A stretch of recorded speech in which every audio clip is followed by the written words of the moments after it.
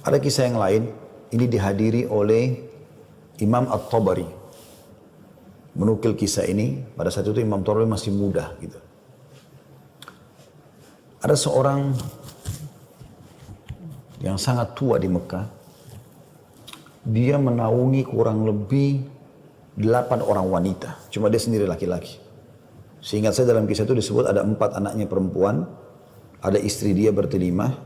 Ada mertua dia 6. Kemudian ada 2 saudari dia perempuan. 8. Ya. Sama dia 9 orang, jadi 8 wanita. Semuanya miskin.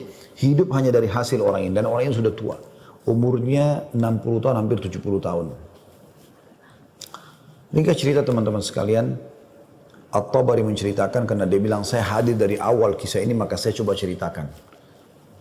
Dia bilang ada seseorang yang tua, miskin. Saya melihat dua lalang di sekitar Masjidil Haram di Mekah ya, di musim haji. Dia coba mencari sesuap nasi gitu kan. Kata Imam Tabari. Kemudian dia tidak temukan. Lalu dia pulang ke rumahnya. Imam Tabari tertarik untuk mengikuti orang ini. Sampai akhirnya tiba di rumahnya. Dan dia lihat keadaannya orang ini susah, miskin sekali gitu. Yang jelas, dia ditanya oleh istrinya, mirip dengan kisah tadi, apakah ada makanan buat kita hari ini? Kebetulan waktu itu awal Ramadan di Mekah.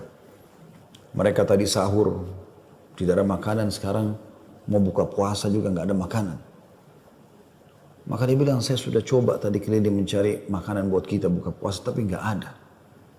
Kemudian dia bilang, coba saya keluar lagi. Keluarlah orang tua ini, jalan jauh dari rumahnya. Apa kira-kira yang harus dia lakukan? Dia harus kerja kemana? Sambil bermunajat kepada Allah, ya Allah berikanlah rezeki. Sampai karena dia capek, dia duduk di sebuah pohon, di bawah sebuah pohon. Kemudian dia sengaja, tangannya dia menyentuh tanah yang ada di situ. Kemudian dia menyentuh seperti satu barang keras gitu. Waktu dia lihat ternyata ada kotak di sebelah dia. Dia tidak perhatikan waktu pas mau duduk. Dan kotak ini biasa dipakai untuk ngisi emas gitu. Maka dibuka lah sama dia. Kotak tersebut ternyata betul ada emas dalam. Banyak sekali. Kalau saya tidak salah waktu itu 1000 keping emas ya. Maka dia pun melihat membuka. Ini harta yang luar biasa. Di siang hari nggak ada orang di bawah pohon. Gitu kan. Dia lihat kiri kanan, tidak ada pemukiman masyarakat, di pinggiran sekali, gitu kan. Maka diambil sama dia, dibungkus dengan rapi pada saat itu dengan kainnya, dan dia sempat berpikir, terlintas di benaknya, syaitan menggoda, gitu kan. Kau orang miskin, kalaupun kau tidak mau mengambil semua, ambillah minimal 1 batang emas atau 1 koin dinar emas, ya, yang kau bisa infakkan untuk buka puasa keluargamu. Tapi dia melawan sambil dia mengatakan, tidak bisa, ini bukan hak saya. Kalaupun ini luqata ini seperti harta yang, harta yang ditemukan. Kan itu syaratnya harus teman-teman sekalian diiklankan selama setahun ya. Selama setahun Anda iklankan, kalau sudah setahun baru bisa mungkin jadi hak milik Anda. Ya. Yang jelas teman-teman sekalian, dia pulang ke rumahnya, lalu kemudian dia rencana tidak mau sampaikan kepada istrinya. Terus istrinya rupanya karena membuka pintu melihat ada di tangannya sesuatu. Maka istrinya bilang, apa kau sudah bawa bekal buat kami? Kata dia, nggak ada. Lalu kemudian dia mengatakan, tapi apa itu? Di bawah bungkusan kainmu. Dia bilang, ini bukan urusan kamu. Dia bilang, saya minta atas nama Allah, jelaskan apa itu. Karena istrinya membawa nama Allah, maka dia mengatakan, ceritanya begini tadi. Istrinya, perempuan, miskin, dengar emas gitu kan. Perempuan kaya saja dengar emas mungkin tertarik, apalagi yang miskin yang susah gitu. Maka dia mengatakan, kalau gitu kita bisa gunakan karena kita orang miskin dan itu harta yang kau temukan. Kata dia, tidak demi Allah. Kalaupun ini kita bisa gunakan setelah 1 tahun kita iklankan. Tidak boleh sembarangan. Maka istrinya bilang, kalau begitu mirip dengan tadi godaan awal syaitan. Kalau begitu minimal ambil 1 koin dirhamnya, dinarnya. Kita pakai buka puasa. Halal buat kita sekarang, kita ini miskin sekali, nggak bisa apa-apa. 8 orang kau harus naungin sekarang. Dia bilang tidak demi Allah. Kalau seandainya kau sentuh kotak ini ada yang kau ambil demi Allah kau saya ceraikan. Istrinya kaget dengan kata-kata itu, akhirnya dia lihat keseriusan suaminya tidak berani juga. Disimpanlah di rumahnya. Akhirnya tiba waktu buka puasa, mereka buka puasa apa adanya, air putih saja, roti-roti kering ada di rumah, itulah yang dimakan sudah. Besok pagi, selepas sholat subuh di Masjid Haram, orang tua ini pas keluar, ternyata ada satu orang dari Khurasan. Khurasan ini dari wilayah Irak sama Iran sana ya. Datang, naik di atas sebuah batu dekat Masjid Haram, lalu teriak-teriak. Nah, dia mengatakan, wahai muslimin, wahai orang-orang yang sedang haji, wahai hamba-hamba Allah, saya kehilangan sebuah kotak emas, kotak isinya 1000 dirham emas, 1000 dinar emas. Siapa yang menemukan, tolong kembalikan kepada saya dan semoga Allah balas kebaikannya dengan pahala dan pengampunan dosa, peninggian derajat dan seterusnya. Rupanya si orang tua ini dengar, kotak ini dia yang temukan kemarin, tapi dia juga butuh. Maka dia mengatakan, wahai Khurasani, Khurasani kayak orang dari Khurasan, dia tahu ini dari Khurasan, mungkin dari face wajahnya gitu kan, mirip-mirip orang Khurasan. Wahai Khurasan, kalau ada orang yang temukan, berapa kau kasih dia? Kemudian kata orang tersebut gitu kan, Khurasan itu, berapa kira-kira dia minta? Kata orang tua ini, minimal aku kasih dia setengahnya. Kata orang Khurasan, tidak bisa. Kalau begitu, kasihlah berapa yang kau mau. Mungkin 1/10-nya. 10% maksudnya. Kata orang Khurasan, tidak bisa. Dia kembalikan karena Allah dan saya doakan supaya dapat pahala di sisi Allah. Dia miskin. Ini hari kedua Ramadan. Sahur sama buka puasa kemarin pas-pasan cuma dengan roti kering dengan air putih. Sudah tua, umurnya hampir 70 tahun. Mau kerja di mana? Di rumahnya sudah ada emas yang begitu banyak. Godaannya luar biasa. Ya. Ini teman-teman mohon maaf agak panjang saya sampaikan dan saya jawab pertanyaan ini karena saya melihat memang ini permasalahan yang dihadapin sekarang ya. Dan butuh jawaban secara keimanan. Apalagi tadi petanya tadi minta semacam motivasi apa yang bisa disampaikan. Jadi saya harus menyampaikan kisah ini. Mudah-mudahan teman-teman yang sedang menghadapi PHK, lagi susah kayak tadi, ibu ini berkeluh kesah, suaminya hanya kuli bangunan, sekarang lagi berhenti dan segala macam. Insya Allah diberikan jalan keluar.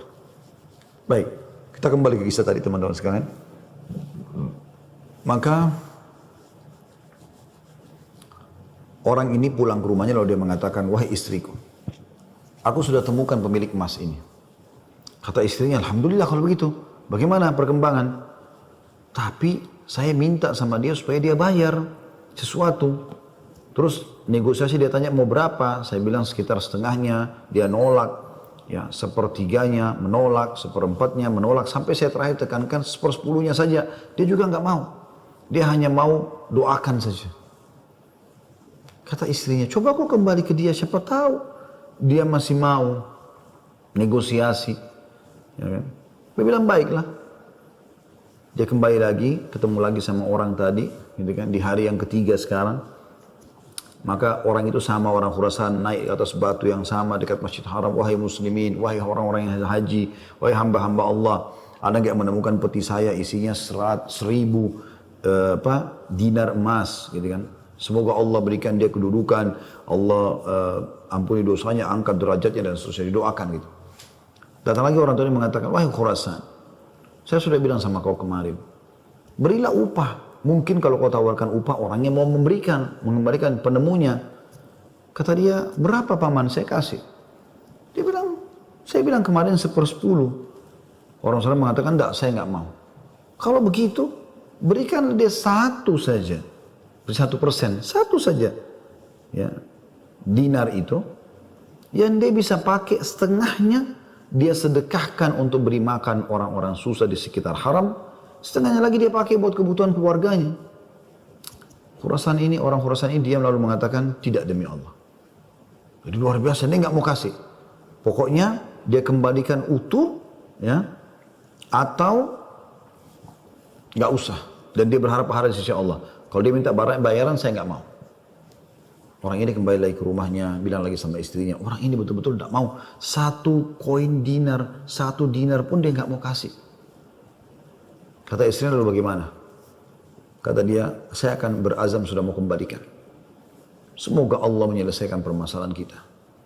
Kata Imam Tabari yang menceritakan kisah ini, dia betul-betul hadiri kisah ini. Dia tahu ini jalan ceritanya dan dia menceritakan. Lalu orang ini kembali lagi, ternyata di hari selanjutnya masih sama lagi kejadiannya. Terus kemudian kata orang tua ini karena sudah 3 hari berturut-turut dia mengatakan, wahai Khurasan, kau mau petimu? Saya tahu di mana petimu itu. Kata dia, ya baiklah saya akan ikut. Ikutlah dia. Kata Imam Tabari, saya ikut ke rumahnya orang tua ini. Jalan.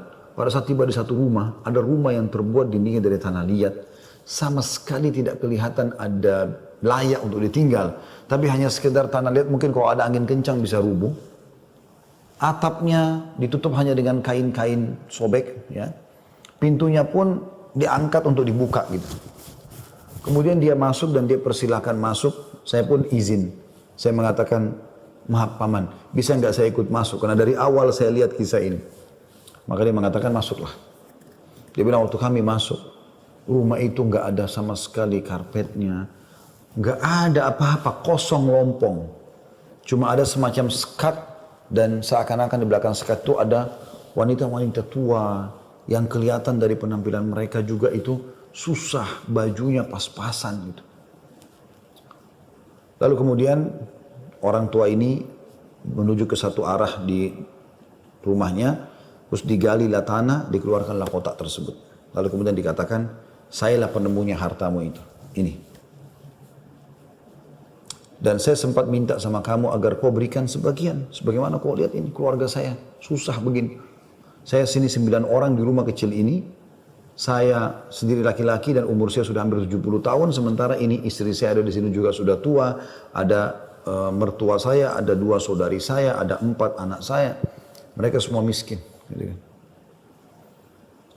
Maka orang Khurasan itu mengatakan, dia buka, dia periksa, ternyata masih utuh 1000. Dia mengatakan, tidak. Saya tidak akan memberikan apa-apa. Lalu kemudian dia angkat, lalu dia keluar. Saya cuma bisa doakan kamu kebaikan. Waktu dia keluar, kata Imam Tabari, semua perempuan-perempuan tadi yang tua-tua ini ada, yang memang bajunya rusuh. Seperti orang yang menggigit jari dan kaget ada orang diberikan kembali 1000 dinar, tidak dibayar sedikit pun. Dan tokoh kita ini luar biasa, dia hanya mengatakan inna lillahi wa inna ilaihi raji'un. Dah, kalimat istirja, ini musibah.